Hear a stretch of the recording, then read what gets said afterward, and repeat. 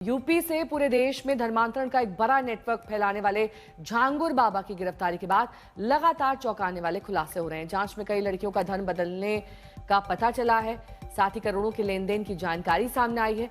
झांगुर बाबा को कई इस्लामिक देशों से मिली विदेशी फंडिंग की जांच हो रही है। जिन रुपयों के जरिए झांगुर बाबा लगातार अपना नेटवर्क फैलाता गया और करोड़ों का साम्राज्य खड़ा कर लिया, उसे लेकर जांच एजेंसी ने शिकंजा कसना शुरू कर दिया है। तो प्रेम जाल में फंसाकर धर्मांतरण किया जा रहा था, इस बात का खुलासा हुआ है। रेट तय किया गया था धर्मांतरण का, विदेश से इसमें फंडिंग आ रही थी और इसका अब खुलासा हो चुका है। 14 सहयोगियों की तलाश भी की जा रही है, लेकिन अब मेन आरोपी, जो मुख्य आरोपी है झांगुर बाबा, वो गिरफ्तार हो चुके हैं।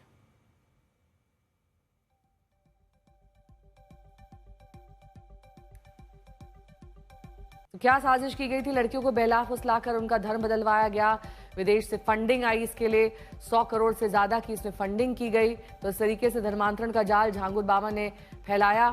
तो ये झांगुर बाबा है जो जाति के आधार पर लड़कियों का रेट फिक्स कर रहे थे। और रेट ये देखिए, ब्राह्मण क्षत्रिय सरदार लड़कियां का रेट 15 से 16 लाख था, पिछड़ी जाति की लड़की का 10 से 12 लाख, अन्य जाति की लड़कियों का 8 से 10 लाख।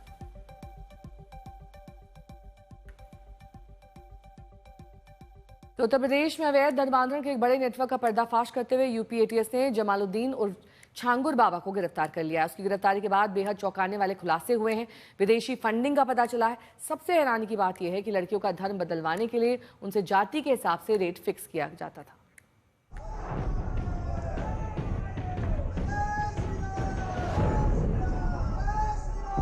धर्मांतरण का ऐसा जाल जिसके तार यूपी के कई जिलों के साथ सीमा पार तक जुड़े हैं, जिसमें लव जिहाद वाला एंगर है, विदेशी फंडिंग वाली साजिश है,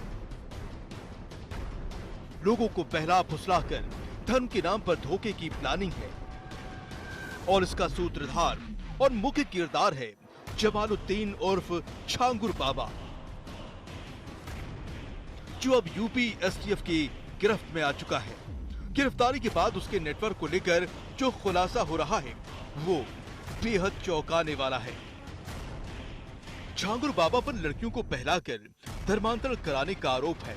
पता ये भी चला है कि इन नेटवर्क में धर्म बदलवाने के लिए जाति के आधार पर लड़कियों का रेट फिक्स था। साथ ही धर्मांतरण वाले इन नेटवर्क को 100 करोड़ से ज्यादा की विदेशी फंडिंग मिलने की भी बात सामने आ रही है। उसने नाबालिगों का धर्मांतरण कराया है। इसके अलावा प्रेम जाल में फंसाकर लोगों का धर्मांतरण कराया गया है। यह भी जानकारी हुई कि 40 अकाउंट्स के माध्यम से इस गैंग ने 100 करोड़ रुपए की फॉरेन फंडिंग भी प्राप्त की है और लगातार इसी प्रकार के कार्य में लिप्त है। अगर अगर कोई इनका विरोध करता था तो कोर्ट के माध्यम से मुकदमा कायम करा के उस व्यक्ति को दबाव में ले लेते थे। नाबालिगों का धर्मांतरण कराया, प्रेम जाल में फंसाकर 40 अकाउंट 100 करोड़ की फॉरेन फंडिंग, कोर्ट के माध्यम से मुकदमा दर्ज कराते थे। इस केस में और ज्यादा खुलासे से पहले आपको बताते हैं कि आखिर सूफी संत की मजार पर खिदमत करने वाले झांगुर बाबा ने धर्मांतरण वाला नेटवर्क कैसे खड़ा किया। हमारे साथ शाहिद हैं। शाहिद बहुत लंबे समय से जमालुद्दीन और झांगुर बाबा को जानते रहे हैं। ये जमालुद्दीन से झांगुर बाबा ये कैसे बन गए, क्या करते थे, क्या रहा? झांगुर बाबा पहले प्रधान थे, एक टर्म प्रधान रहे, उसके बाद वो अंगूठी बेचते थे, बाबागिरी करते थे। अब वो कहाँ से क्या बन गए तो वो जाने या तो देने वाला जाने।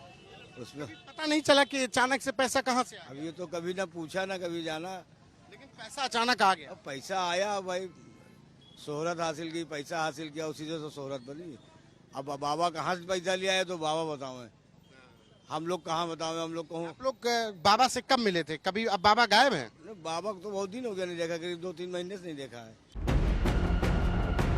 झांगुर बाबा यूपी के बलरामपुर के उतरौला का रहने वाला था, जो इलाका नेपाल से महज 30 किलोमीटर दूर है, जिसका उसने फायदा उठाया। बलरामपुर का ये उतरौला का ये आसाम चौराहा है। इस चौराहे का नाम आसाम इसलिए पड़ा क्योंकि इस चौराहे से एक सड़क सीधे आपको आसाम ले जाएगी और यहां से महज 30 किलोमीटर पर इंडो नेपाल बॉर्डर है।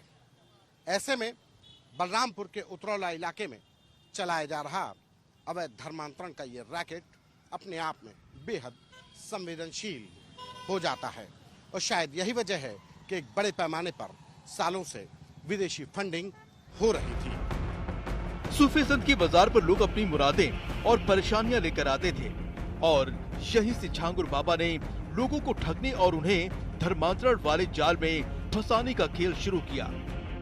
ये वो दरगाह है, वो सूफी संत हैं, उनकी दरगाह है और ये दरगाह झांगुर बाबा और जमालुद्दीन के घर के मुश्किल से 100 मीटर की दूरी पर है।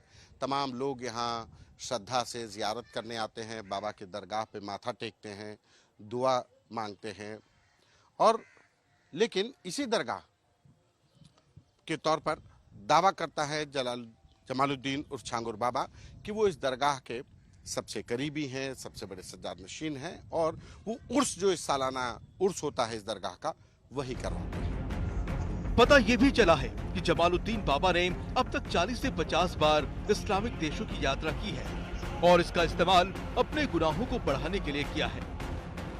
मुंबई जाने के बाद पता ये चला कि इनके कोई जायरीन वगैरह थे, इनको मानने वाले, वो इनको यहाँ से फिर मुंबई से सऊदी ले गए। कुछ दिन ये सऊदी में थे। सऊदी से लौटने के बाद इन्होंने फिर अपना नेटवर्क वापस मुंबई में फैलाया और यहाँ पे एक चांदौलिया बाबा का मज़ार है, तो वहीं के मुरीद थे और इन्होंने फिर वहाँ से लौटने के बाद काफ़ी दिन तक यहाँ अपना एक बाबा का एक चोला वाला पहन के यहाँ आश्रम टाइप का बनाया, जहाँ पे लोग काफ़ी लोग इनके यहाँ जाते आते थे। झांगुर बाबा के नेटवर्क की पहुंच पूरे भारत में थी। इसका जाल कई सूबों तक था। अब विदेशी फंडिंग से लेकर धर्मांतरण हर पहलू की जांच हो रही है। झांगुर बाबा के साथ उसकी एक सहयोगी नीतू रोहरा उर्फ नसरीन को भी गिरफ्तार किया गया है। यूपीएसटीएफ अब इस नेटवर्क से जुड़े और भी किरदारों की तलाश में लगी है ताकि झांगुर बाबा की एक एक साजिश का पर्दाफाश किया जा सके। यूपी के बलरामपुर से संतोष कुमार शर्मा के साथ लखनऊ से आशीष श्रीवास्तव, आज तक।